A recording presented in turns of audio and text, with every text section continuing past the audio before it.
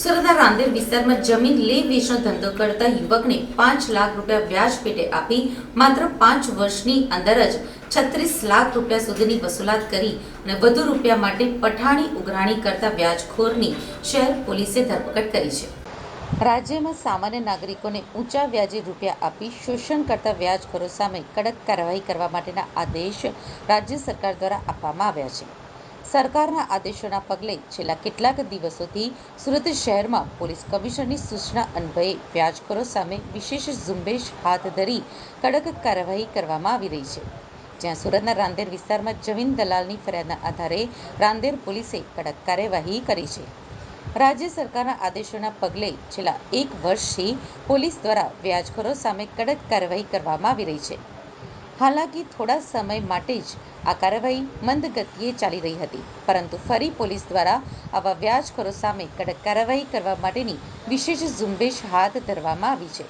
જેમાં સુરત પોલીસ કમિશનરની સૂચના અન્વયે શહેર પોલીસ મથક હદ વિસ્તારમાં સેમિનાર યોજી વ્યાજખોરોનો ભોગ બનેલા લોકોને ફરિયાદ માટે આગળ આવવાની અપીલ શહેર પોલીસ દ્વારા કરવામાં આવી રહી છે. વ્યાજખોરોનો ભોગ બનેલા સામાન્ય નાગરિકોમાં પણ હવે હિંમત આવી રહી છે અને લોકો વ્યાજખોરો સામે ફરિયાદ કરવા આગળ આવી રહ્યા છે, જે કિસ્સો સુરતના રાંદેર વિસ્તારમાં જોવા મળ્યો છે. રાંદેર પોલીસ સ્ટેશનમાં એક વ્યાજખોરો બાબતનો ગુનો દાખલ કરવામાં છે. હાલમાં પોલીસ મહાનિદેશક શ્રી અને પોલીસ કમિશનર સાહેબશ્રીની સૂચના મુજબ અત્યારે વ્યાજખોરોના વિરુદ્ધમાં ઝુંબેશ ચાલુ છે. એના અનુસંધાનમાં રાંદેર પોલીસ સ્ટેશનના પીઆઈના સ્ટાફના માણસો પાસેથી આ કામના ફરિયાદી વિપુલભાઈ આહિર નાઓ આવેલ અને તેઓએ તેમની ફરિયાદ જાહેર કરતા એ અંગેનો ગુનો દાખલ કરેલ છે. એની અંદર હકીકત એવી છે કે આ કામના આરોપીએ ફરિયાદીને 6 લાખ રૂપિયા 5 વર્ષ પહેલાં આપ્યા હતા અને એને ધીરે ટુકડે એને વ્યાજ સાથેના આશરે 36 લાખ રૂપિયા પરત કરી દીધેલ હોવા છતાં પણ આ કામે આરોપી વારે ઘડી ફરિયાદીને ફોન કરી અને ટોર્ચર કરતા હોય ને ફોન ઉપર ગાળો બી બોલતા હોય છે અને માનસિક રીતે બી અને અવારનવાર પૈસાની માંગણી કરતા, જે અંગે હાલમાં જે વ્યાજખોરો અંગેની ઝુંબેશ ચાલુ છે. એટલે આ કામના ફરિયાદી પોલીસ સ્ટેશનમાં આવેલ અને પોલીસ સ્ટેશનમાં એમને પોતાની ફરિયાદ જાહેર કરતા આરોપી વિરુદ્ધમાં ગુનો દાખલ કરવામાં આવે છે અને આરોપીને અટક કરવામાં આવે છે. હાલમાં આરોપીની પૂછપરછ ચાલુ છે.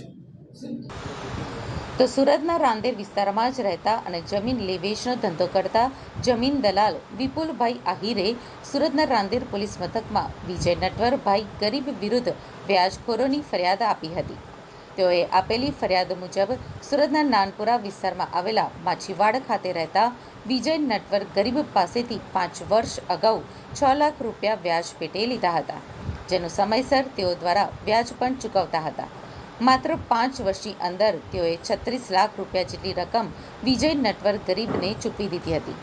છતાં પણ વિજય ગરીબ દ્વારા અવારનવાર ફોન કરી પઠાણી ઉઘરાણી કરતો હતો. એટલું જ નહીં, પરંતુ વધુ રૂપિયાની માંગણી કરી ટોર્ચરિંગ પણ કરતો હતો અને માનસિક રીતે ત્રાસ આપતો હતો.